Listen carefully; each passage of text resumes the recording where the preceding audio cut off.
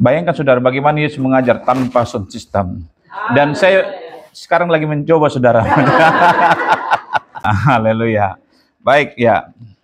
Mari kita buka Alkitab kita dalam Injil Matius pasal yang ke-9 ayat yang ke-9 sampai dengan ayat yang ke-13. Demikian firman Tuhan. Dengan perikop Matius pemungut cukai mengikut Yesus. Dari pembacaan ayat ini, saya menekankan pada ayat yang ke-13. Ya. Dikatakan bahwa yang kukehendaki ialah belas kasihan dan bukan persembahan. Karena aku datang bukan untuk memanggil orang benar, melainkan orang berdosa. Saudara, dari kisah pembacaan ayat ini, dikatakan bagaimana Yesus memanggil Matius, seorang pemungut cukai. Di zaman itu, pemungut cukai, Bapak Ibu, seringkali digambarkan mereka dijuluki sebagai orang pemeras ataupun berdosa. Nah, ketika orang Farisi dan ahli Taurat melihat, mengapa Yesus makan bersama dengan orang-orang pemungut cukai ataupun orang berdosa? Farisi berkata kepada seorang murid Yesus. Tetapi Bapak Ibu ketika dia katakan begitu, ternyata Yesus nyambung dan Yesus mendengar. Ternyata hati-hati juga kita kalau ngomong, ternyata Yesus, ya kan?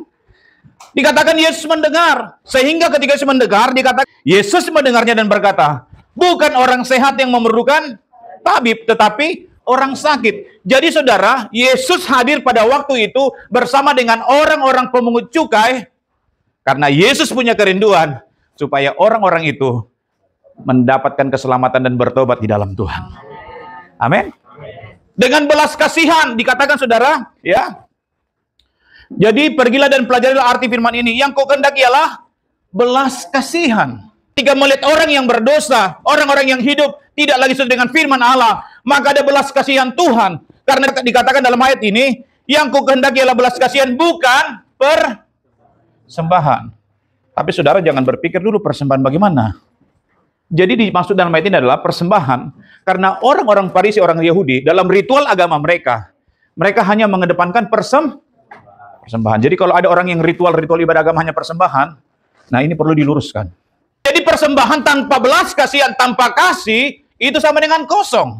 Perlunya belas kasihan yang dimaksud Tuhan di tempat ini, dalam ayat ini, saudara. Karena dia lebih memikirkan bagaimana kehidupan seseorang itu daripada persembahan. Ya, kalau kita lihat, saudara, dikatakan bagian terakhir, karena aku datang bukan untuk memanggil orang benar, melainkan siapa? Orang berdosa. Roma berkata, sebab manusia telah kehilangan kemuliaan. Manusia sudah berdosa. Adakah di antara kita yang tidak berdosa? Kalau tidak ada tempatnya langsung pulang ke surga. Ya. Tapi semua kita menuju kepada kesempurnaan. Ya. Karena dikatakan semua manusia telah berdosa. Orang Farisi menganggap bahwa hidupnya telah layak, telah suci. Makanya Yesus menyinggung mereka, dikatakan aku datang bukan untuk memanggil orang benar, tetapi dikatakan melainkan orang yang berdosa. Tuhan lebih menekankan hidup dalam belas kasihan, mengasihi. Ya. Siapa lagi yang mengasihi pemungut cukai? Orang Farisi menganggap dia adalah orang yang berdosa. Makanya dengan kehadiran Yesus, dengan belas kasihan yang dimiliki Yesus, ingin menyelamatkan mereka hidup dalam pertobatan. Amin. Ya, dan hidup yang saling menolong. Galatia berkata, pasal yang ke-6, ayat pertama dan ayat yang kedua. Ini yang Tuhan rindukan. Dalam belas kasihan ada saling mengasihi, saling menolong. Amin. Hidup dalam belas kasihan akan menampilkan hal-hal yang dimana belas kasihan itu, saudara, saya jelaskan bahwa belas kasihan diwujudkan dengan menolong orang yang susah ataupun yang menderita. Coba kita lihat dalam 2 Korintus pasal pertama ayat 3 sampai dengan ayat yang keempat. Amin. Belas kasihan diwujudkan dengan apa? Dengan menolong orang yang susah ataupun orang yang sedang menderita. Bagaimana kita bisa mengaplikasikan belas kasihan itu, saudara? Dalam 2 Korintus berkata, terpujilah Allah, Bapa Tuhan kita Yesus Kristus, Bapa yang penuh dengan belas kasihan, dan Allah sumber segala penghiburan, yang menghibur kami dalam segala penderitaan kami, sehingga kami sanggup menghibur mereka yang berada dalam bermacam-macam penderitaan dengan penghiburan yang kami terima sendiri dari Allah. Dalam Mazmur pasal yang pertama dia berkata, berbahagialah orang yang tidak hidup menurut jalan orang fasik. Ya, artinya apa? Kalau kehidupan orang fasik, adalah kehidupan yang tidak pernah mau tinggal dalam lingkungan anak-anak Tuhan. Orang fasik ini tidak pernah mau menerima firman Allah. Makanya saudara, kita bersyukur kalau kita masih ada dalam kumpulan orang-orang benar, orang-orang percaya, maka ada firman yang datang meneguhkan kita, firman datang menguatkan kita, ya. Amin. Ya. Makanya dikatakan bagaimana kita bisa memberikan semangat, memberikan kekuatan kalau saja kita tidak menerima firman daripada Tuhan. Jadi saudara, kalau di kami, kalau ada namanya ada kedukaan, itu datanglah tulangnya, datanglah opungnya, datanglah mangborunya, semua kasih nasihat, ya. Mandokon hata katanya, ya. Kasih poda. Kalau saudara yang paling panjang itu saudara, acara itu karena kasih nasihat, ya, nasihat. Nanti begini, kamu begini, saudara, ya. Padahal nasihat itu datang dari hanya sifat manusia, ya. Tapi kalau dia datang nasihat dari firman Allah, itu puji Tuhan, amin. Ya, orang yang memberikan nasihat sementara dia tidak pernah dengar firman Tuhan. Apa yang dinasihati? Ya, berbahagialah orang yang tidak berjalan menurut nasihat orang fasik. Ya. Kita bisa memberikan nasihat, kita bisa mendorong mereka untuk semangat. Dalam ayat ini dikatakan karena Yesus telah memberikan penghiburan bagi kita, kekuatan bagi kita, sehingga kita bisa menjadi saluran berkat, menghibur orang, memberikan semangat, memberikan kekuatan kepada orang. Amin.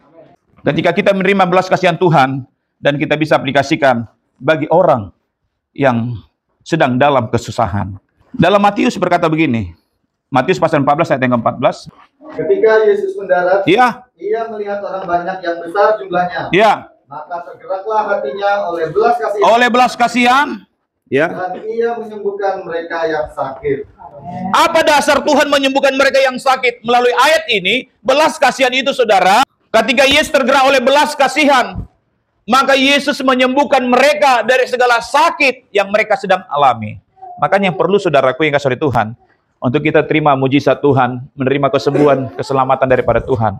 Bagaimana caranya supaya belas kasihan Tuhan itu, kemurahan Tuhan itu boleh nyata dalam hidup kita. Biar belas kasihan-Mu Bapa penuhi hati.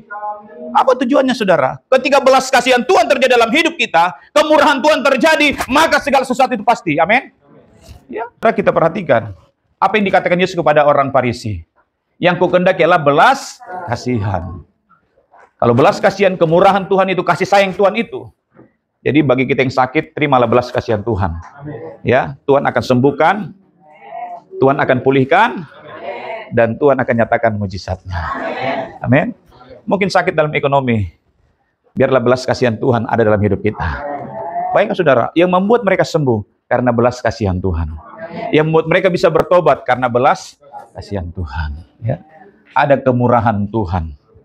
Kemurahan-Mu lebih, bukan murahan ya, tapi kemurahan.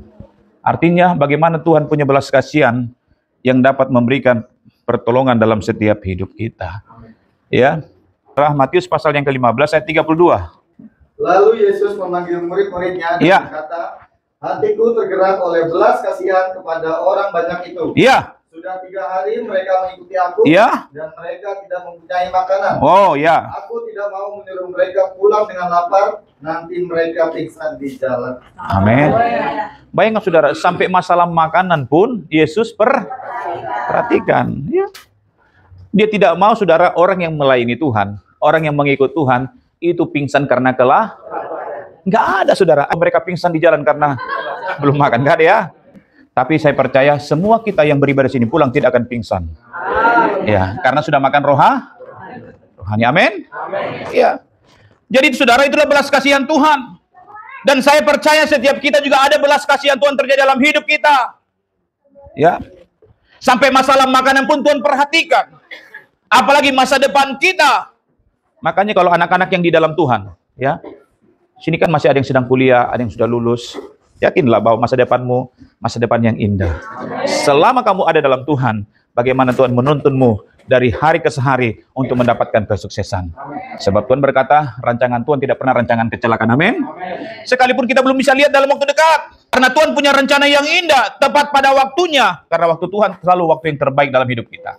Belas kasihan itu diwujudkan dengan pengampunan. Mengapa saya katakan pengampunan Bapak Ibu?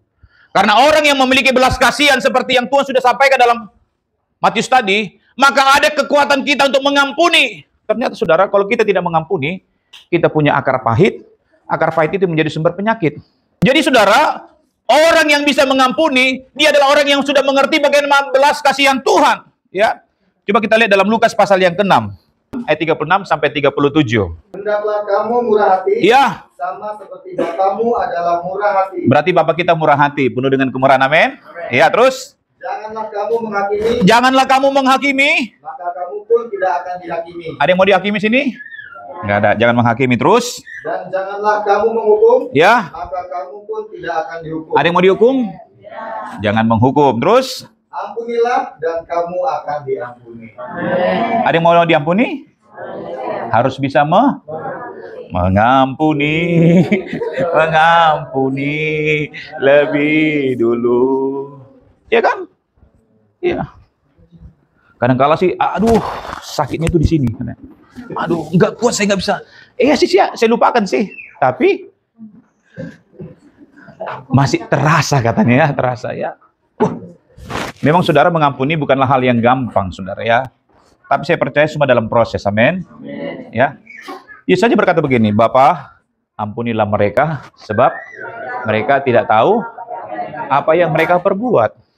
Jadi kalau ada orang yang mungkin memfitnah kita, yang mengata-ngatai kita, kita katakan saja bahwa dia nggak tahu alur ceritanya, dia tidak tahu sejarahnya, maka ampunilah mereka.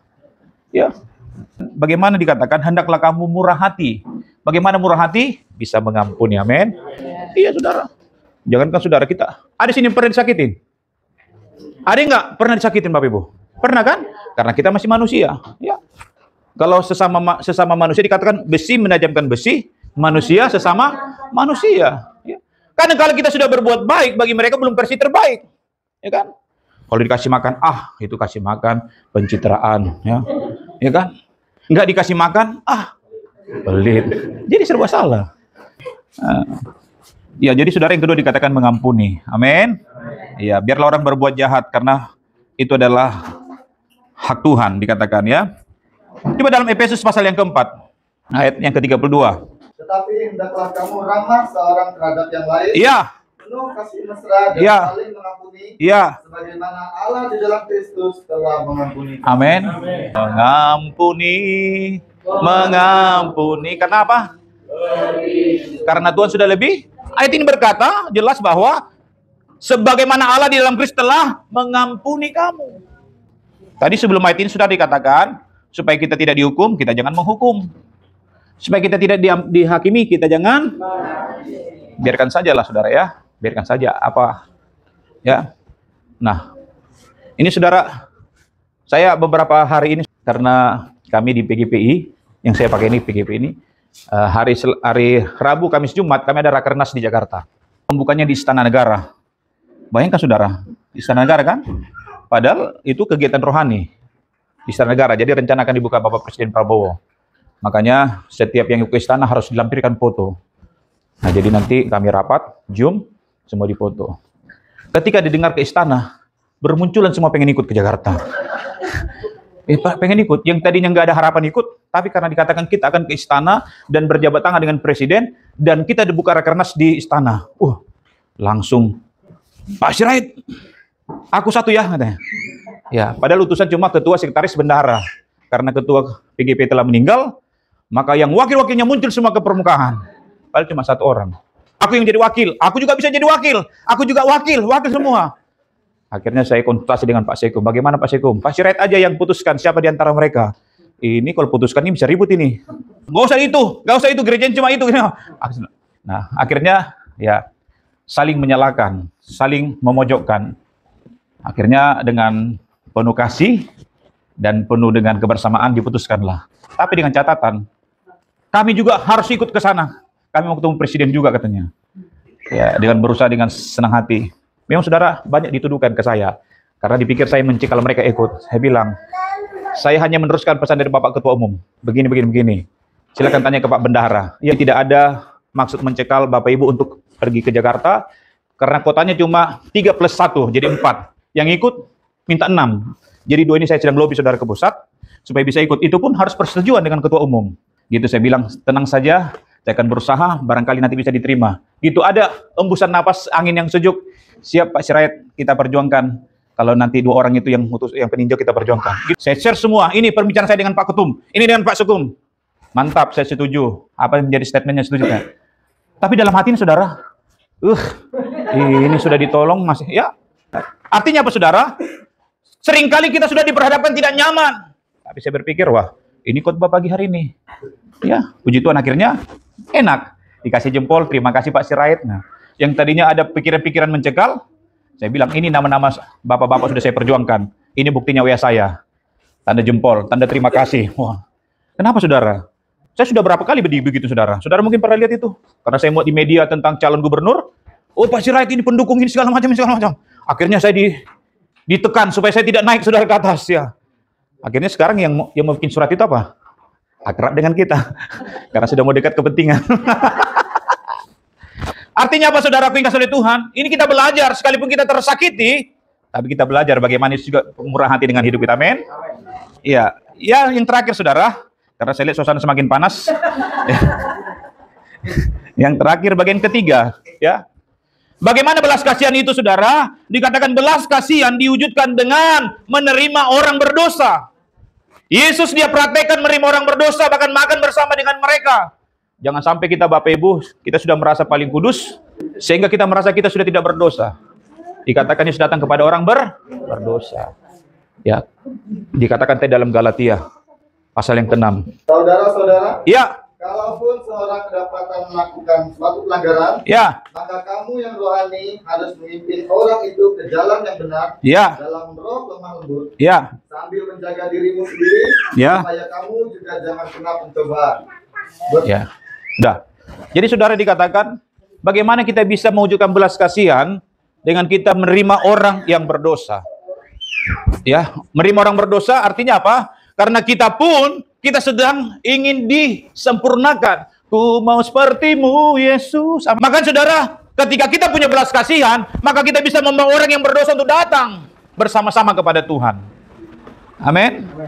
Makanya dikatakan dalam Lukas pasal yang ke-15, jangan seperti orang Farisi. Ya, tapi kita bisa datang membawa orang yang berdosa. Kita bisa menerima orang yang berdosa.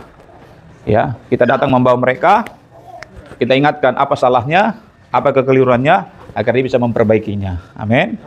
Tapi kalau sudah diingatkan nggak mau dengar, udah 2 mata, 4 mata, Alkitab berkata kalau sudah tidak mau dengar 4 mata, apa dikatakan? Serahkan kepada iblis. Sudah dinasihati, dikasih tahu, nggak boleh, nggak dengar, maka dikatakan selanjutnya serahkan kepada iblis. Makanya kalau masih ada orang menasihati, puji Tuhan, amin. Kalau masih ada orang menegur, membawa kepada jalan benar, puji Tuhan, amin. Jadi kita saudara, bagaimana kita bisa menerapkan belas kasihan? Marilah kita datang kepada Tuhan, ya. Kita orang-orang berdosa datang menghadap Tuhan yang penuh dengan belas kasihan. Dan saya percaya Allah yang penuh dengan belas kasihan, Dia akan menolong setiap hidup kita. Apa menjadi pergumulan kita, Tuhan sanggup menolong kita. Dengan belas kasihan Dia sembuhkan mereka, dilepaskan mereka daripada kelaparan, membawa orang berdosa datang kepada Tuhan. Kiranya firman Tuhan memberkati kita semua, dan biarlah kita hidup dalam belas kasihan yang Tuhan miliki, supaya kita bisa mengasihi satu dengan yang lain.